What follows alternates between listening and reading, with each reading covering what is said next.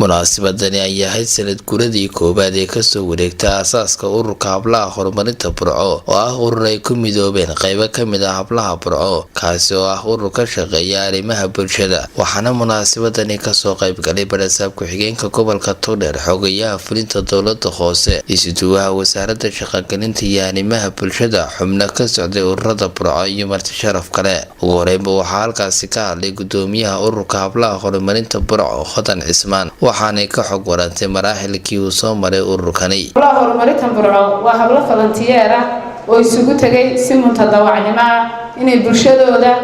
wixii ay awoodaan uga qayb qaataan. Hablaha waxaa la aasaasay 21 Abriil 2018 oo ay ku beegan tahay maanta inay tahay 21 Abriil 2019. Habluhu waxay ka shaqeeyaan marka horeba wacyigelinta bulshada ayagoo eegaya qaybo badan sida waxbarashada inay kala hadlaan waxyaabo badan oo aafeen uga sida qabyaaladda dhiirigelinta ardayda iyo civic education inay ka hadlaan marka waxaan aad ugu faraxsanahay intii aanu ku bilownay iyo in ugu soo biirtayba annagoo caafimaad qabna mar kale sanad tirsanay waa alxamdulillah rabbil caalamiin waxa kale oo isu taaganaa inaan bulshada wax ka bedelno xag cilmiyeed maadi iyo diiniba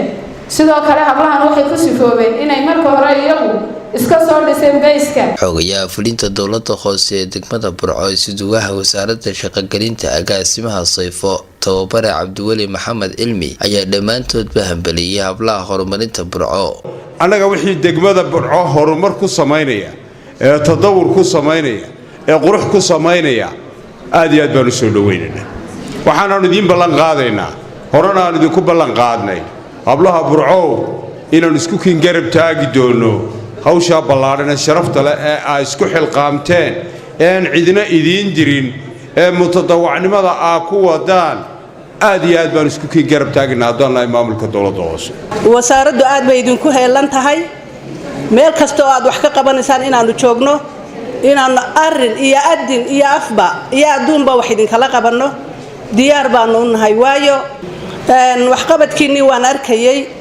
mar kastana waanu la soconnay meelna kagamaanaan maqnayn waxaan idin leeyahay kordhiya aad u kordhiya wixii idinka dhimanna talo iyo tusaalena weydiiya diyaar baanu idin nahay waanu idin la joognaa habeen iyo maalinba arrimaha bulshada ka shaqeeya maxaa dina ku jirta qofku arrimaha bulshada ka shaqeeyo oo dadka caawiyo waxyaabo fara badan baa ku jirta sir gaar ah ku jirta dadkana in gaar ah oo ilaahay tusaawadadooda hablaha horumarinta Burco ma aha habla yasiran aan oran yaraysan karno mana aha dad wax qabadkoodu kooban yahay waa hablo marka dhinac kale ka eego gobolkan Togdheer isku dhafan oo aad moodid in loo soo xulay si miida oo isku jira dhinac walbana ka dhisan dhinacii akademiga aqoonta diintii iyo dhinacii arrimaha bulshada intaba aad iyo aad baan ugu bogaadinayaa wax qabadka ay qabteen ee gobolka ay u qabteen dadkooda dayacanna isna waan ku bogaadinayaa horena waxaan uga qayb qaadanay hablaha horumarinta Burco in loo sameeyo warar iyo barnaamijyo maantana tiim baan sii dhiirigelinayaa saaxiibadayda kale meynada ay ka mid yihiin Khalid Bakayle Abdilaahi Xudayfi iyo Sakariyaba runtii waxaan ku boorin lahaa siday horeba u sii wadeen wararka iyo barnaamijyada ku saabsan hablaha horumarinta Burco inaynu halkaa ka sii wadno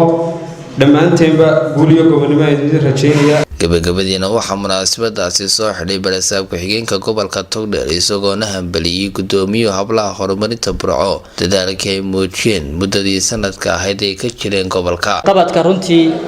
aad iyo aadka u qiimaha badan waan ku faraxsanahay mar labaad iyo mar saddexaad ba inaan ka soo qayb galo hablaha horumarinta gobolka Burco ama gobolka Togdheer oo runtii isu xilqaamay hawl aad iyo aad u weyn oo ina sugaysay oo waqtigeeda ku soo beegantay waxaan insha Allah taala iyadana rajaynayaa dhalinyarada ragga ah iyaguna sidaas oo kale inaynu ku dayanno ano dhalinyarada kamid ah maadaama oo maxay ahayd hablihiina ka dheereeyeen gobolka waxa la oran karaa inuu yahay gobolkii hooyada Soomaaliland bayska u ahayd maanta Soomaaliland aan maanta ku naaloonayno dawladnimada maxay tahay horumarka faraha badan aan ku talaabsanayno waa gobolkii asaas u ahaa weeyaan intaasi kadibna waxaa abaalmarinaya shahaadooyin la guddoonsiiyey qaar ka mid ah hablaha ururka kuwaas oo ka mid noqday hablaha sida weyn uga dhex muuday ururka sanadkii ay jireen iyagoo dhankoodana habluhu ay guddoonsiyeen abaalmarino xubno ka mid ah haldoolka dhalinyarada gobolka Togdheer Abdilaahi Maxamuud Muuse Xudayfi Horumarinta TV Burco.